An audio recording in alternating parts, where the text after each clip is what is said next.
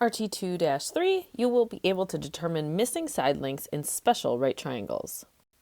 All right, the first triangle we are going to be working with is an isosceles right triangle. So here, if we look at the pink triangle, we know that these angles are 45 degrees. Both of their legs are the same exact side, so those angle measures will be the same exact. All right, let's find that missing hypotenuse using Pythagorean's theorem. So we have 3 squared plus 3 squared gives us a squared. We have 9 plus 9 equals a squared. 9 plus 9 is 18, which is a squared, and we can find a by taking the square root. So a is the square root of 18. In our last lesson, we learned how to simplify these square roots. The perfect square that goes into 18 would be 9, so we can break this up into the square root of 9 and the square root of 2. Square root of 9 is 3, so we have 3 square roots of 2. A here is 3 square roots of 2. Let's try the middle one now, and we're going to see once we find this one if we can identify a pattern. So again, we have an isosceles right triangle. Our angle measures here are 45. We have our 90-degree angle. We're going to use Pythagorean's theorem again, so 4 squared plus 4 squared equals b squared. We have 16 plus 16 equals b squared. 16 plus 16 is 32, which is b squared.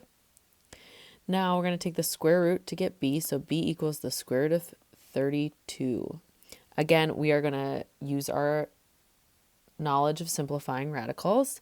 We can break this up into the square root of 16 and the square root of 2. Square root of 16 is 4, so we have 4 square roots of 2. b is 4 square roots of 2. All right, now let's try to identify a pattern. You look at the legs. Here we had 3 and 3. What do you notice about the hypotenuse? It's 3 square roots of 2. Let's see if that's true on the next one. So we had the legs of 4.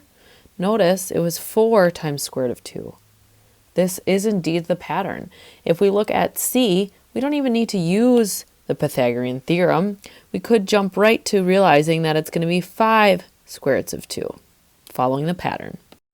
Here we can write it out using words. The isosceles right triangle conjecture says if in an isosceles right triangle, in an isosceles right triangle, if the legs have length x, then the hypotenuse has length x square roots of 2. The hypotenuse would be x square roots of 2. Let's recall that our angles here are 45 degrees. This only works in 45, 45, 90 triangles. Let's take a look at some examples together. So let's look at the blue one first. So if we have legs that are 20, remember we're going to call those legs x, and remember the hypotenuse is x square roots of 2. So for this one we'd have 20 square roots of 2. Let's take a look at the green one now. This time we are given the hypotenuse and we need to find the leg. So let's recall, since our legs are the same length, remember the hypotenuse is considered x square roots of 2, and then our legs would be x. So if our hypotenuse is 18 square roots of 2, that means the x is just 18. So our missing legs are 18. Looking down at our purple example, these get a little bit more challenging, require a little bit more work when we don't have some of those nice numbers to work with, but that's okay, we can still figure it out. So let's remember that the hypotenuse is x square roots of 2 and our legs are still considered x. So to go from x square roots of 2 to x, all we have to do is divide by the square root of 2. So what we're going to do is we're going to take 6 and we're going to divide it by the square root of 2. But we learned in our last lesson that we can't have the square root of 2 in the denominator. And we learned a really great way to get the square root out of the denominator, which was multiplying by 1. But in this case, we're going to multiply by square root of 2 over square root of 2. So we get 6 square roots of 2 over square root of 4, which reduces to 6 square roots of 2 over 2. And we can simplify 6 and 2 to get 3 square roots of 2. So here our z is 3 square roots of 2. Let's look at our last example. In this case, remember we have our legs that are x, and then our x square root of 2 is our hypotenuse. To go from x to square roots of 2, we just need to multiply by square root of 2. So for this one, we're going to do 2 square roots of 2 times the square root of 2. We get 2 square roots of 4, which is 2 times 2, 2 times 2, which is 4. All right, we have another special triangle to talk about, and that's one that's a 30, 60, 90 triangle. And here I'm going to use an equilateral triangle to help us understand what's going on. So here we have 60, here we have 60. Now the top angle would also be 60, but I'm going to use that height to cut it in half.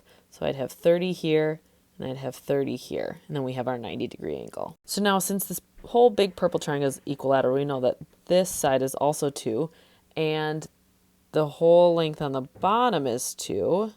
And if I just wanted this length, that would just be half of 2, which would be 1. So now I also want to be able to find this length here, and we'll call it y. So what I'm going to do is I'm going to use this triangle that I'm drawing over in green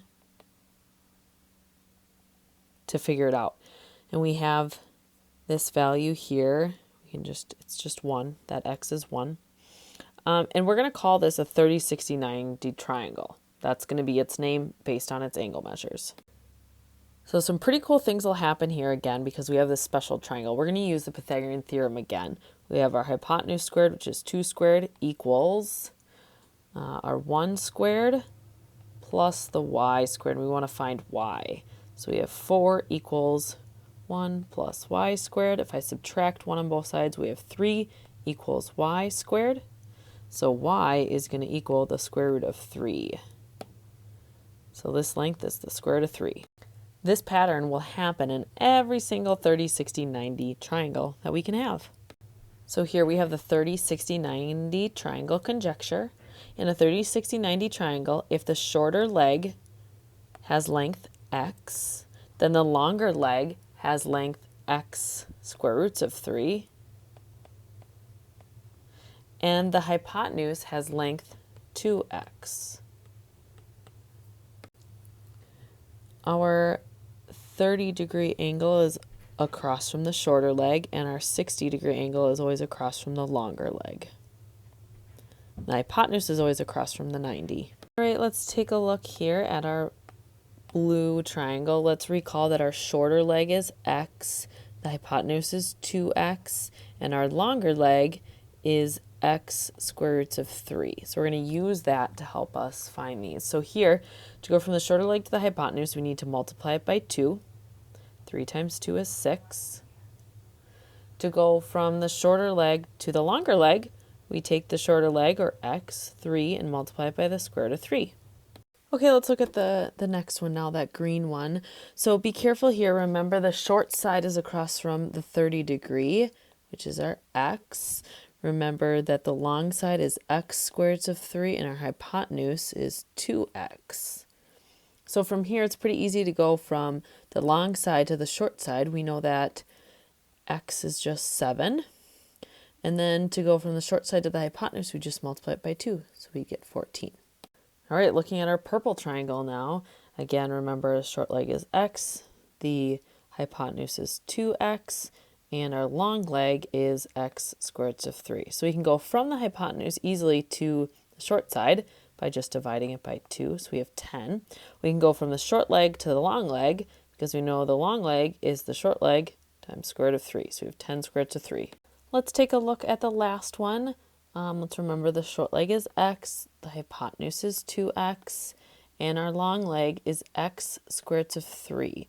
So when we want to go from the long leg to the short leg, we need to divide it by square root of 3. So we're going to take 9 divided by the square root of 3, but we need to remember we cannot leave the square root of 3 in the denominator, so we need to multiply it by square root of 3, square root of 3. We get 9 square roots of 3 over 3. 9 divided by 3 is 3, so we have 3 square roots of 3. Then we're going to find the hypotenuse by doing 9 times 2, which is 18.